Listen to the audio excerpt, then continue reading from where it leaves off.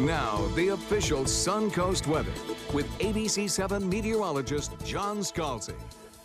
Looking at an air temperature coming in warm this morning at 76 degrees. We have a dew point value of 71. The dew points are lower this morning. That's an indication that some of the drier air aloft is filtering down to the surface, and a southeast wind at about 8 will also help aid in reducing dew points, because now we have a wind that's coming in off of land as opposed to a southwest wind that generally brings in that Gulf moisture.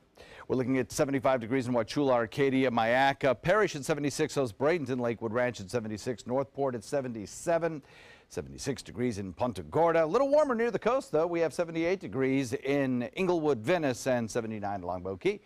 Across the region, you can see this drier air indicated here by these tan colorizations in our water vapor imagery, showing that drier air kind of lifting north, certainly impacting the southern tip of the state. Our area, too. That drier air is a more stable air mass, and what that does is kind of cut down on the number of showers we get. Plus, to the north of us, you'll notice a little bit of drier air trying to sneak in, too. That's behind the trough of low pressure that brought persistent heavy rains to parts of the Panhandle, Big Bend, and the northern Gulf waters. That little trough of low pressure is in the way of working out, so that dry air will limit the number of storms that they get today to the north of us. So if you are heading north on 41, driving around the Big Bend region, you'll probably see some rain showers today, but at least it won't be the kind of persistent, heavy driving rains that they've had over the last several days, so that's good news. Trough low pressure extends back toward Louisiana Delta region, but for us, we're probably going to see little in the way of any rain at any point during the day today. During the drive to work, during the drive back from work later on, it looks like it's going to be mostly dry.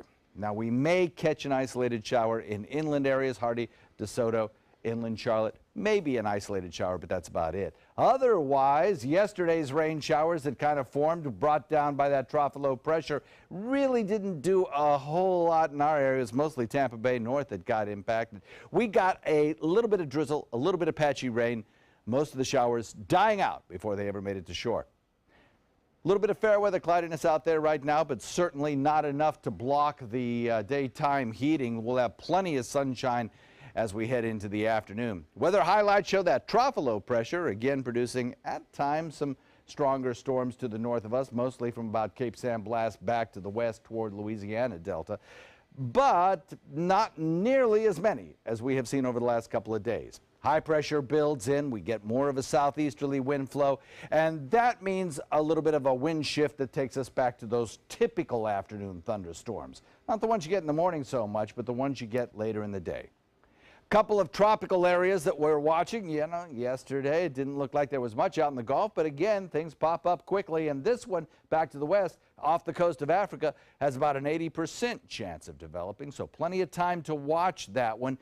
It'll be an interesting storm by midweek next week if it holds together, and there's reasons to believe that it will not. But if it does, and it takes a kind of a lower trek, could become a hurricane. So we'll watch on that and, of course, update you with any developments in that system. Right now, no impact to the state of Florida at this time. Forecast for the week ahead looks dry today. Rain chances minimal Saturday and Sunday, and then back to the standard 40% afternoon thunderstorm chances next work week.